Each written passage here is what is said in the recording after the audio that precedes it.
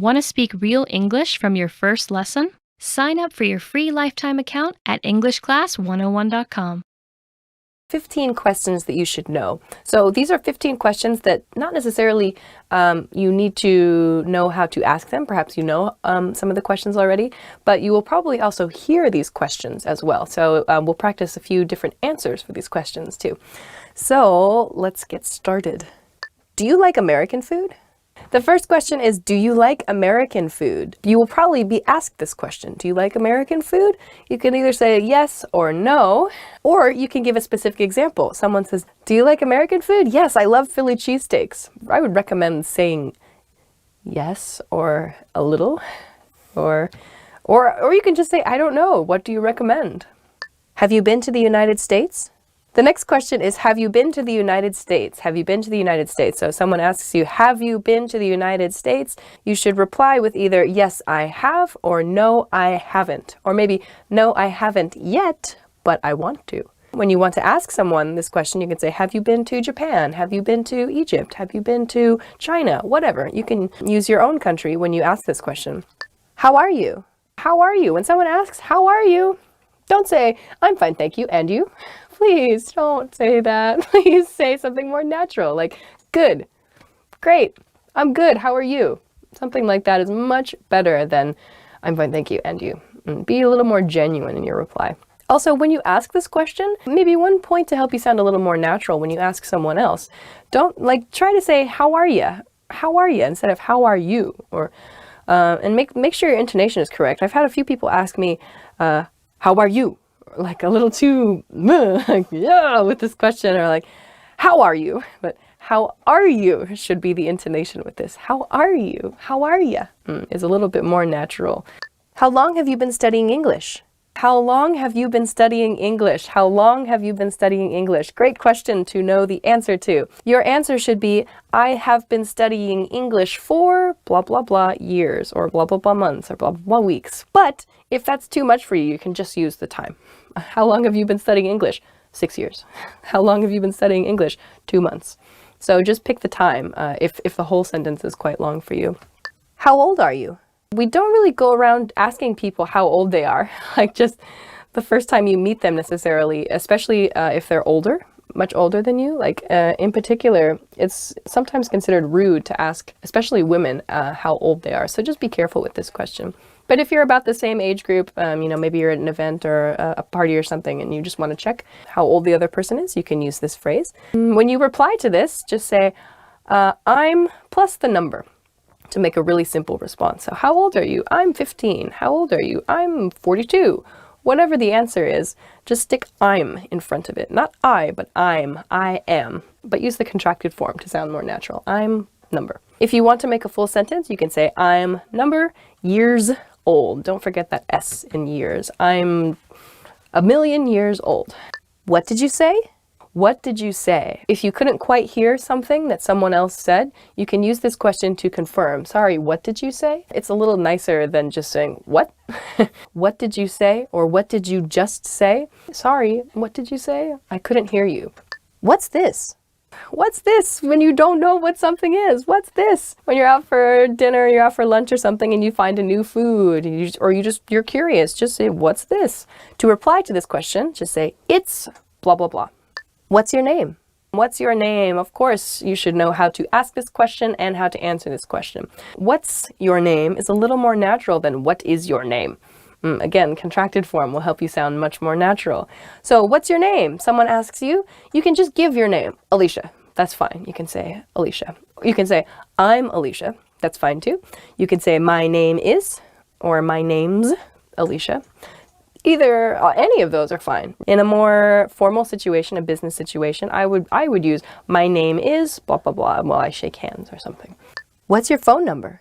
The next one is, what's your phone number? I would not ask this question right away. Like maybe you've met the person a few times, but you'd like to contact them, whether it's because you're romantically interested in them or because you want to be better friends with them. But just if you meet someone for the first time and you're like, what's your phone number? It's like a little... It's a little too much. So use this question after you've met the person a few times and you want to become better friends. When you want to give your phone number, just say it's and the number. That's fine. Just it's blah, blah, blah. Or my phone number is blah, blah, blah with the number 555-1,000,526. When is your birthday? So maybe you want to plan a birthday party, for example, or it's just another fun question the first time you meet someone. When is your birthday? So when you want to tell someone your birthday, just give the month and the date. January 15th, August 42nd. That's a real day. If you want to make a full sentence, you can say my birthday is month, date. Where are you from? The next question is where are you from? This can refer to your country or your city, but I feel like most often it refers to your country. So where are you from? Your answer should be I'm from place. I'm from China. I'm from Japan. I'm from Vietnam. I'm from America. Whatever. I'm from bleh. Where did you learn English? The next question is, where did you learn English? Where did you learn English? If you're speaking great English, you can say, I learned English at EnglishClass101.com. Because you did, because you're watching now.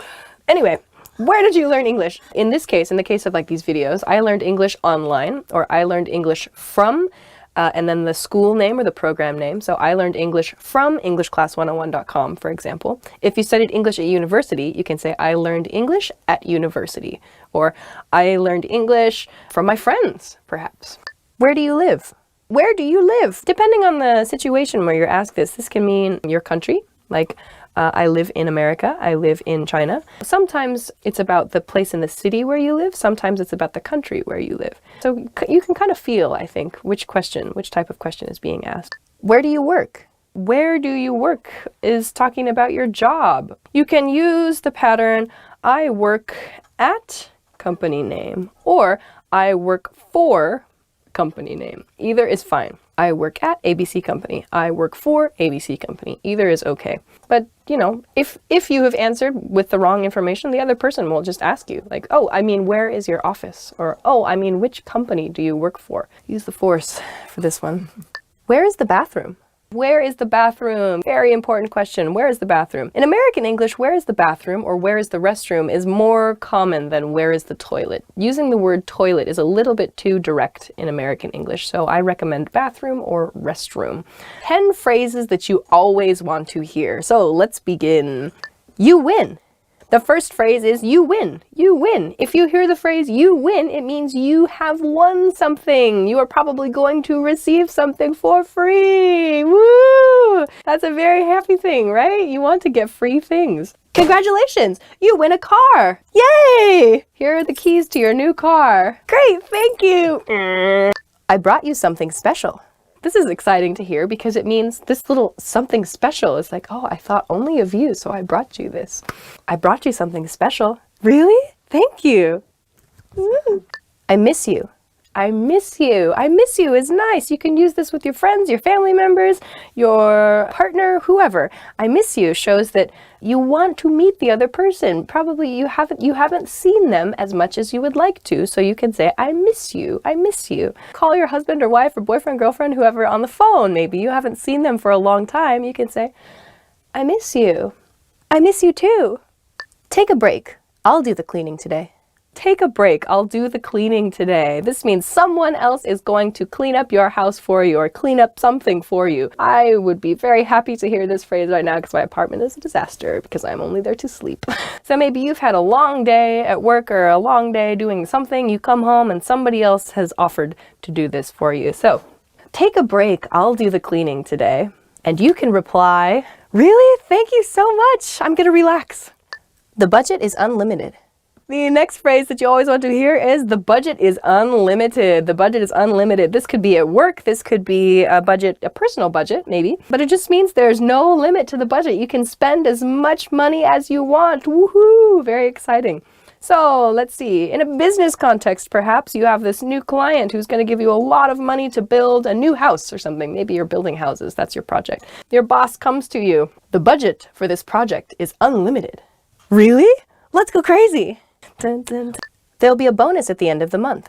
Yeah, this is a phrase that you probably are very excited to hear. It means you are going to receive extra money from your job at the end of the month. Woohoo! Very exciting, extra money. Maybe you'll hear this from your boss or your manager, or maybe your coworker at work. Maybe you see it in an email. There'll be a bonus at the end of the month. Really?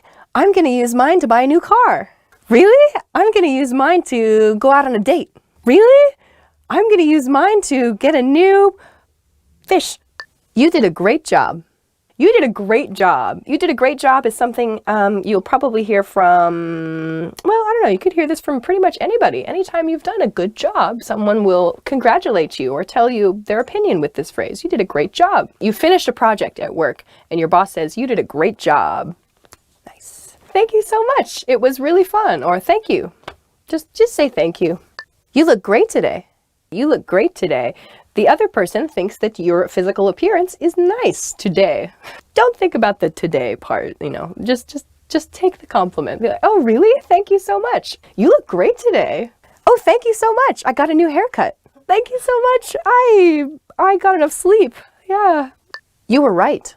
You were right. This means that something that you said in the past was correct. And everybody likes to be correct, I think. I saw that movie that you recommended. You were right. It was really good. Oh, good. I'm glad you enjoyed it. Don't be like, I know, or yeah, I knew I was right. Don't do that. Just say, oh, good. I'm glad. You're an excellent cook. You're an excellent cook. This is a nice compliment, especially for someone who enjoys cooking. If you say, you're an excellent cook, it means you enjoyed their food. So let's see. At a dinner party, for example, you're an excellent cook. This food is delicious. Oh, thank you so much. I'm really glad you enjoyed it. 20 travel phrases that you should know. So let's go. Do you have any recommendations? The first phrase is, do you have any recommendations? This is great to use when you get to a restaurant where you don't know what the food is, you don't know anything about the local cuisine, or you're just feeling a little bit adventurous. You can ask the waitstaff, do you have any recommendations? How much is this? How much is this? This is useful when you're out shopping or when you're in a restaurant and the price is not clearly marked or something is not clear to you. So you can ask, how much is this? Usually when you point to something, I would recommend like pointing to the menu or pointing to an item. How much is this? I'd like this. You can point to something and say, I'd like this. If you want to say, I'd like one, for example, I don't know, you're getting beer. I'd like one of these. If, however, you're in a situation where you can't point, you can say, I'd like 10 of the blah, blah, blah. I'd like 10 of the blue t-shirts, please. Can I try this on?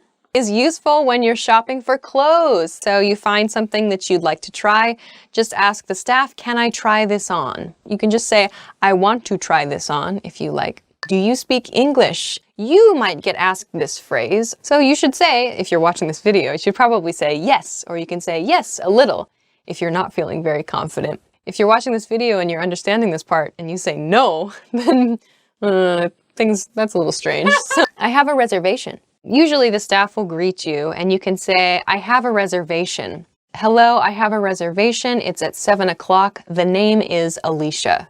Usually we say the name is, or it's under, meaning the reservation is under my name, or it's for